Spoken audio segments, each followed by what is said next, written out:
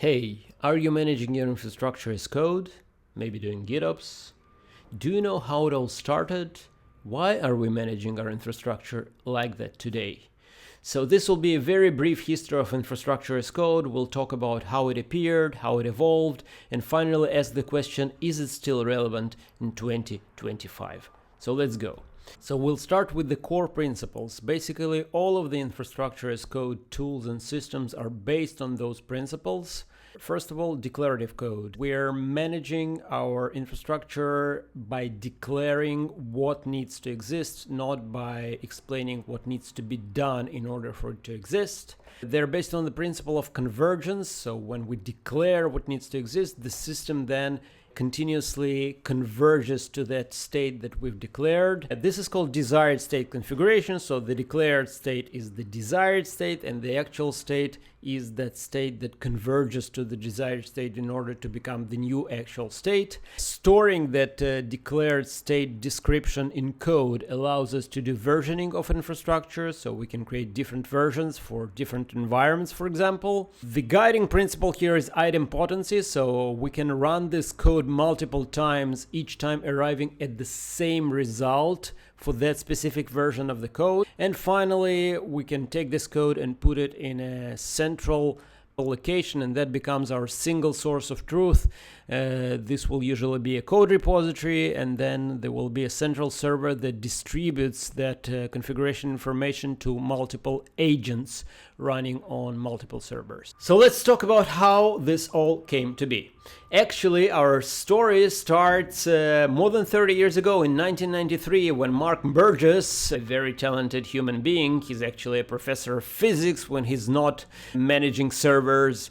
But back then he needed to manage a lot of servers. He was also doing system administration, and he realized that doing this by hand didn't scale.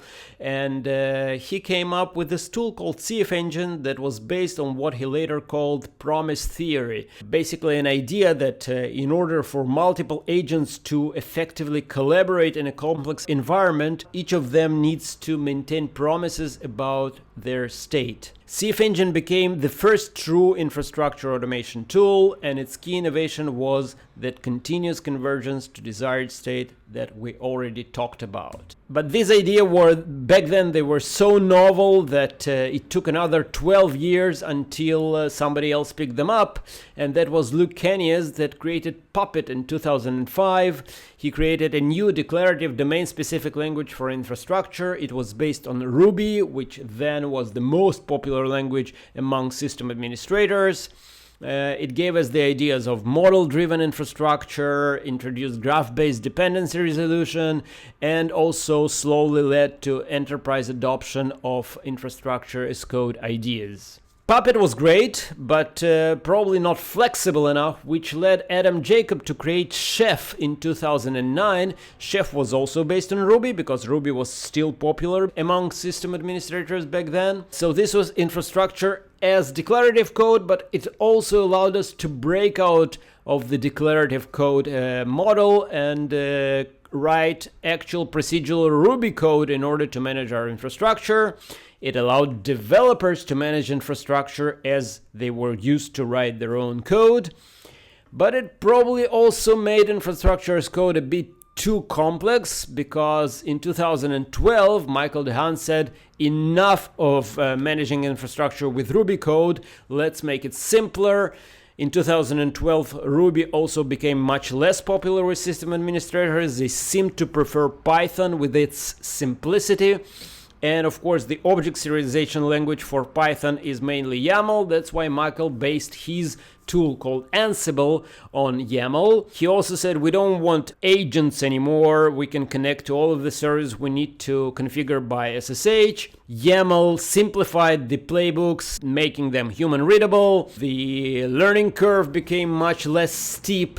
And the tool also emphasized idempotency and predictability, but it made it simpler. In 2012, and actually even early in 2010s, the cloud became our everyday reality, and that's why we needed a tool not only to configure servers, but also to provision infrastructure that was provided to us as a service that we were now able to manage by API. And that's why Mitchell Hashimoto, the founder of HashiCorp, of course, came up with Terraform in 2014. This was infrastructure as code, managing, as I said, cloud, not only servers. It had that provider model that allowed it to support multiple cloud platforms and also multiple cloud services later. It had a state-based approach to infrastructure management, basically, again, that desired state configuration idea, graph-based dependency resolution, just as we saw with Puppet and Chef, and immutable infrastructure patterns. Now, in 2014, we started managing containers using Kubernetes. And we can see that Kubernetes actually inherited many of the infrastructure as code principles that were introduced in the tools that we just looked at. So this was also infrastructure automation. It was based on YAML, just like Ansible.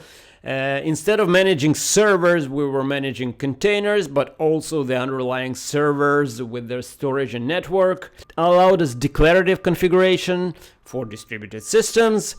It also emphasizes conversions to desired state and idempotency, and that brought the ideas of GitOps to the table. So GitOps, the idea introduced by Weaveworks in 2017, talked about Git as a single source of truth for declarative infrastructure, automated reconciliation between Git and runtime states. So Git becomes our desired state and runtime state becomes the actual state, again, desired state configuration. Now, this was a very brief history of how infrastructure as code evolved over the years. Finally, we've come to the question, is infrastructure as code still relevant in 2025?